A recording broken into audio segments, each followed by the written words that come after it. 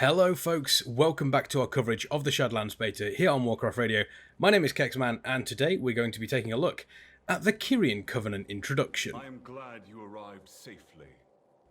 Now, obviously, this is one of the covenants you choose alongside the Night Fae, alongside the Venthyr, and the Necrolords. This introductory quest kind of gives you a little bit of the story of the covenant. It also gives you the ability Summon Steward, which lets you have your own Owlkin servant, which is absolutely fantastic. We all serve a greater good. In this moment, we shall follow the path together. Come. Brothers and sisters, hear me. On this day, we have come together for a momentous occasion. The Moorwalker has proven that they are an ally not only to Bastion, but to all the Shadowlands.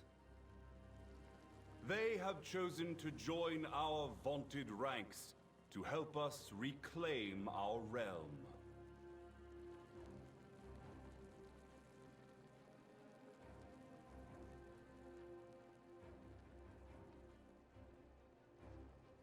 Behold our glorious Archon, she who was ancient when this realm was young.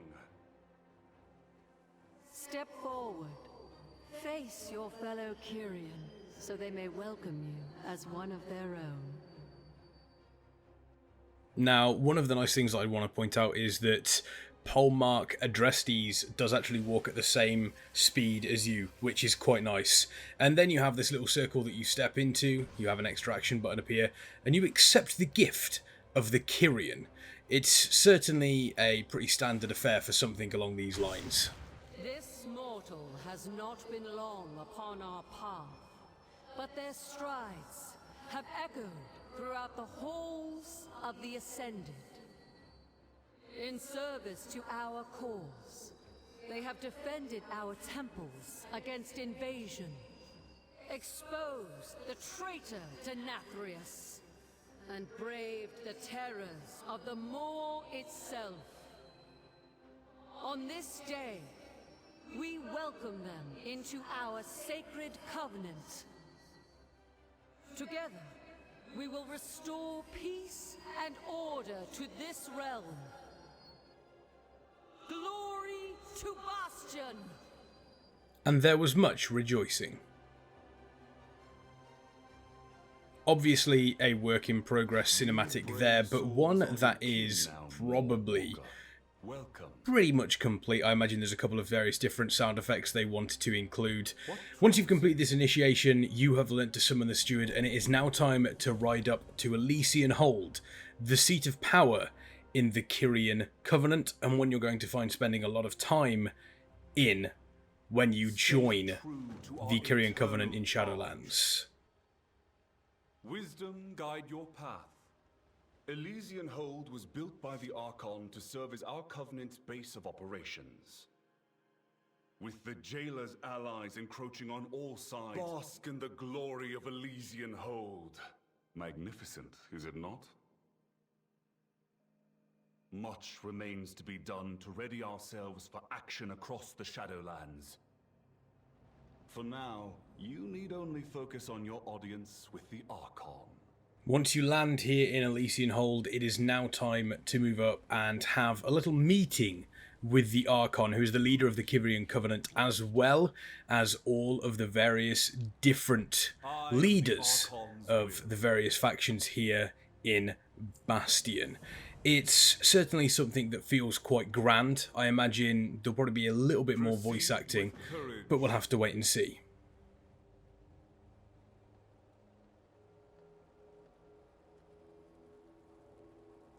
My Archon, mighty paragons, I present to you the Moorwalker. They have pledged themselves to our covenant, and thereby bound their fate to our own. I have brought them before you, so that they might once more wield our power in service of our cause.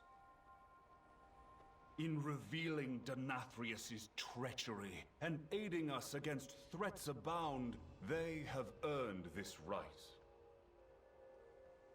Once again, you get yourselves an extra action button here, and you are raised into the air, ready to be infused with the power of the Kyrian Covenant.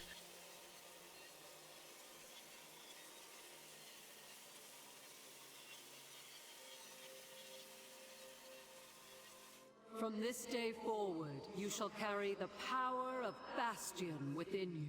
So long as you follow the path, you are welcome in these halls as a Kirian.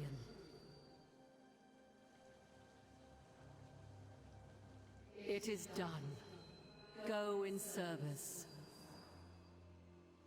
Now, with this, we are taken on to our first aspect of the Shadowlands that is brand new. We do learn the Spear of Bastion, which is the warrior ability, which is very, very useful. Probably one of the better abilities out there for, say, the Mythic Plus or something along those lines.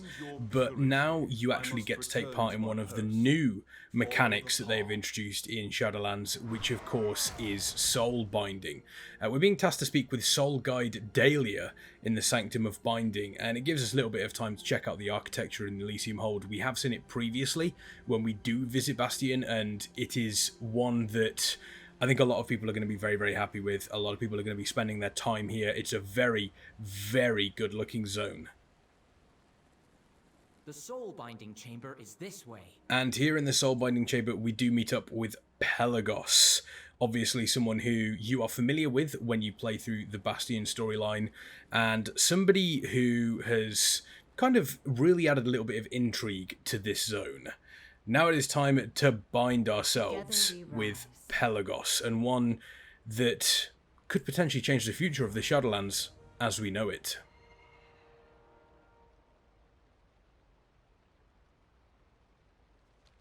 Aspirant Clea, thank you for joining us on this sacred occasion to witness the bonding of this outsider with Aspirant Pelagos. Pelagos? Clea, they saved me. And many others. It does make sense. I would be honored, Soul Guide. I just hope I can keep my bond with Clea as well. You shall. This ancient device shall allow your souls to connect. Simply reach out to one another. And here we complete our first soul bind. Now, the cinematic does seem to skip here slightly. I feel everything. By the Archon. What a life you have lived. But it is definitely one that gives us access to new abilities. Now, there's been some controversy regarding the soul binding system and some of the abilities that you can get within that. But here we get our first look at the exact sort of system and UI you're going to be using here. We do get let go of the past, which gives us a versatility increase proc, which is quite nice, but you can see there is an entire tree for us to follow there. Serve you well. You seek guidance?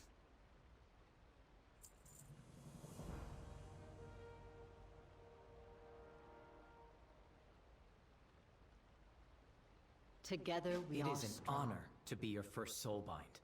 Truly.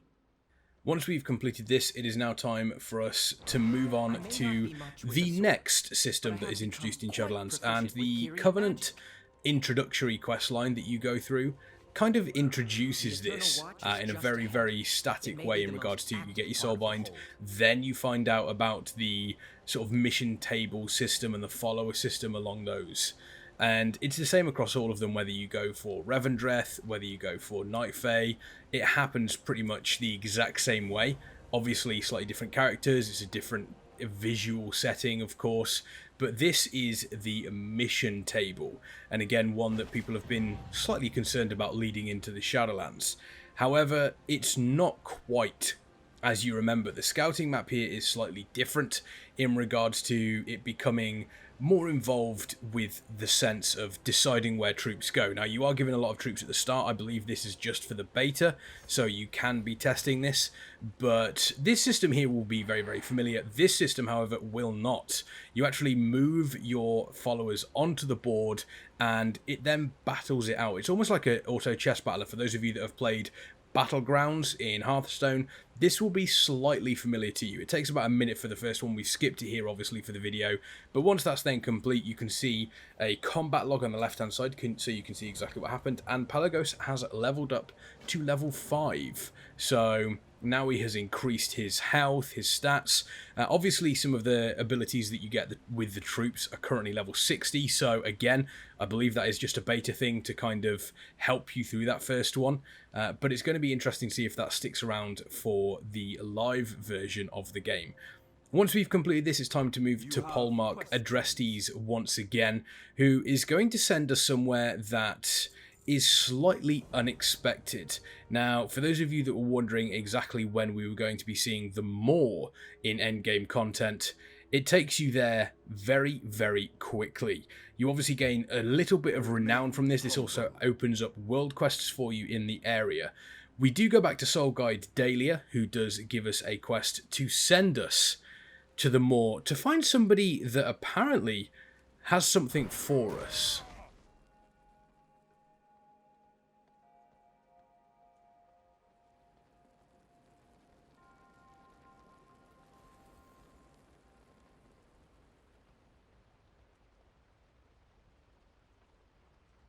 What troubles you?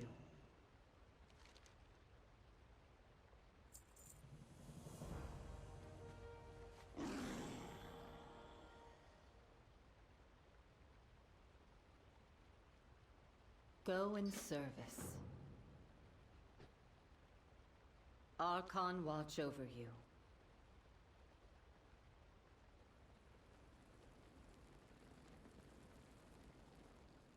However, once you land in the moor by way of Oribos, it's discovered that the unknown ally that has been summoning you is actually a shopkeeper, effectively known as Venari, who is a purveyor of ciphers.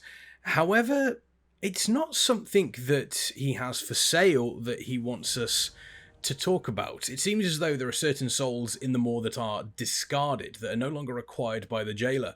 And this one that he seemed to have found is slightly different than the rest.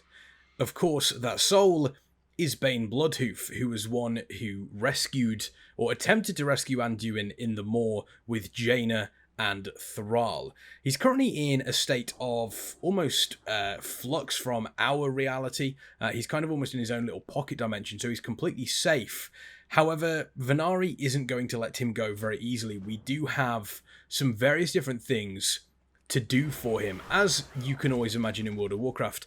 However, the interesting thing is, it does seem to be almost a lesson for us. He does seem to be giving us some tips as to how to survive here in the moor. First one is gaining something called Stygia, which seems to be the currency that is available here as we take on the jailer's minions. However, when you're killing the minions of somebody who overlooks an entire area, they're not always going to be happy about that. And us gaining the Stygia does give us our first look at the jailer's eye, which isn't necessarily going to be something that we want to be a part of. Now, as it says here, is the more answers to the jailer. And he does remember us. He does remember us escaping him, which is probably not going to be good for us in the long run. Once we return to Venari with the Stygia, it does transpire that he actually seems to have some form of protection against the eye of the jailer. The jailer cannot see him, and the soul wards that he has been using are starting to run out of power, which means that we have to help recharge them. Now, this is quite interesting to see that somebody who is stuck in the moor has the power to stop themselves from being seen by the jailer. And this is, the design of the soul wards is very, very similar to the ethereals. We have had hints that there seems to be some sort of connection between the ethereals and these guys. Whether or not these are direct hints or it's just coincidence, we don't quite yet know. But once again, Venari is getting us to do a task for him, but at the same time, he's also teaching us a lesson about survival here in the moor. And this one specifically seems to revolve around the eye of the jailer, as Venari gives us some very, very helpful hints. Now that the jailer's noticed you, you're doomed. Anything of import you do in the moor will catch his attention. And attention is exactly what we don't want, which seems to make sense when you consider just how powerful the Jailer is and what he can do regarding the souls that he has managed to take during the last war on Azeroth. First he'll turn the Soul Seekers on you, then the towers, then his kill squads, and after that, well, you don't want to know. Surgical and meticulous. That's how you stay alive. So the Jailer's Eye does seem to have levels to it. On the first level, he'll send Soul Seeker squads, then he'll have towers fire on you, then he'll send specific kill squads for you. It basically means the longer you spend in the Maw, the worse it gets. The good news is that you're safe here, in my refuge. Not so out there. Remember, should a tragic fate befall you, some of that precious Stygia might slip through your fingers. Now, this obviously seems to hint at the longer we spend in the more dangerous it gets, and if you do die, some of that hard-earned Stygia is going to be lost, so it is very much a risk-reward system. Fret not, mortal, a day at most away from his gaze, and the Jailer will turn his attention elsewhere. Then it will be safe for you to venture out again, to acquire Stygia. For me. So again, it seems as though this relationship is very much a case of we are getting stuff for Venari, but at the same time, he is enabling us to learn lessons. He is enabling us to almost have a base of operations here in the Maw. Now, once we've recharged these soul wards, he then gets us to effectively stop the transport of souls to Torghast, the Tower of the Damned. This is mostly aimed at the Moorsworn, who you see in the opening sort of scenario here in the Shadowlands. You see hints of them in Bastion as well. This also gives us an opportunity to walk through the Maw and see exactly what we've got to contend with. Now, one thing you'll notice that has been a slight bugbear for some people is you actually can't mount at the start. Now, it does seem as though you can gain reputation, you can use Stygia to unlock various different things. One of them does seem to be mounting in the Maw. But as you can see, it's not exactly the most welcoming place. Now, the eye of the Jailer is constantly upon you, and you will actually see that whenever you kill anything, whenever you free anything, you can see some freed souls around here, you can see some large Taragrews, some of them are named, potentially even world bosses. The eye of the Jailer will actually go up. So once again, the more action you take in the Maw, the more problems you're going to face from the Jailer himself, and I don't even want to know exactly what happens when you get to the highest level of the eye of the Jailer, and I don't think anybody else out there wants to find out either. It's definitely going to be interesting to see how people react to the fact that there is a risk-reward system. This does seem to be the Timeless Isle on Soul steroids, and time's going to tell to see just how effective this is in endgame content. Now, what you do in this area is you actually effectively hijack a prison bus. You're here to stop the transfer of souls. You'll see as I'm killing some of these mobs here that the eye of the Jailer will actually blink slightly. It will almost look like it's pulsing. That's the Spear of Bastion. That is the sort of Kyrian Covenant ability that you get. Now, some of these do hit quite hard, and it definitely does seem as though this is something that is going to get more and more difficult as time goes on. We are going to eat a pomegranate here to regain our health. Now, the architecture that you see around you here with the chains does almost look as though it is something that we have yet to see in Warcraft at the very least. However, if you actually look slightly further into the background, you can see Torghast, the Tower of the Damned, and you can actually see some of the designs on the chains. It's looking scarily close to exactly what you would expect from Icecrown Citadel.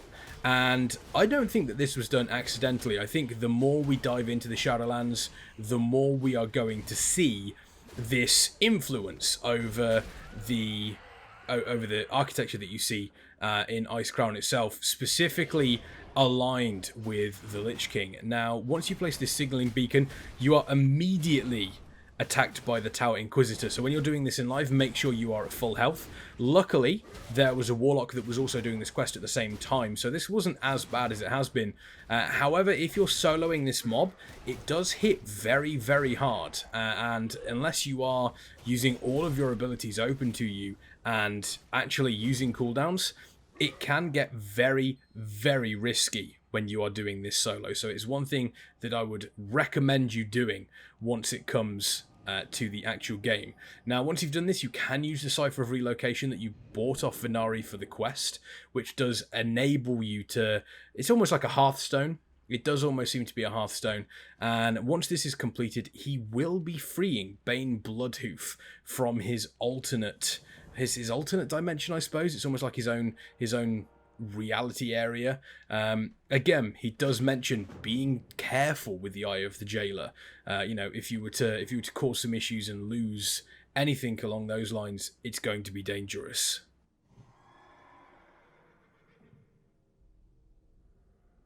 I was dreaming of home, only to awaken in this place of torment. Champion, I saw you escape before we were recaptured.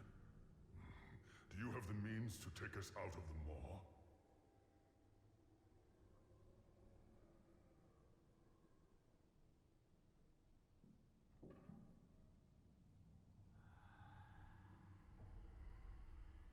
Now, once this occurs and you have this conversation with Baine, it's now time to leave the maw the exact same way you left it originally, way back at the start of the expansion, using this portal. Now, of course, this portal was put down by the group they call the First Ones. So we don't exactly know, you know, who these people are, why they decided to put these portals down, but I'm sure it's one we're going to find out more of in the future. Once you do escape, you are sent to Oribos, which is the central area. It's basically the main city here in Shadowlands, and it is a very, very beautiful place. This is almost the Dalaran of this expansion, but this place puts Dalaran to shame. I wouldn't even say that they are close. Dalaran, whilst it holds a lot of nostalgia for people, Oribos is far and ahead a much better place, and there are some very, very important people here, like High Lord Darian Mograine, as well as the man who kickstarts this entire expansion off. It is, of course, Bolvar Fordragon, who now is here ready to talk to you once you have rescued Baine Bloodhoof. Bolvar Fordragon, I am heartened to know you are here, directing our efforts.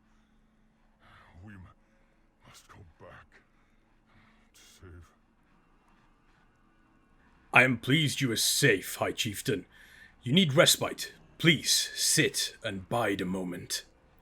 And then once this is done, it is now time to find your way back into Torghast Tower of the Damned, but that is for next time. My name has been Kexman. Thank you very, very much for joining me here today. Please feel free to check out all of our links to Twitter, to our Discord, as well as our Patreon as well. We do have a Patreon that is available. There are plenty of tiers on there, and there are rewards that are happening each and every single month. But without further ado, I shall leave you with Baine Bloodhoof and Bolvar Fordragon. The attendants here can tend your wounds, while the Maw-Walker seeks our allies. Stay, and tell me what you learned from your time inside the Maw. If you think it best, High Lord. Anshe, light your path, champion.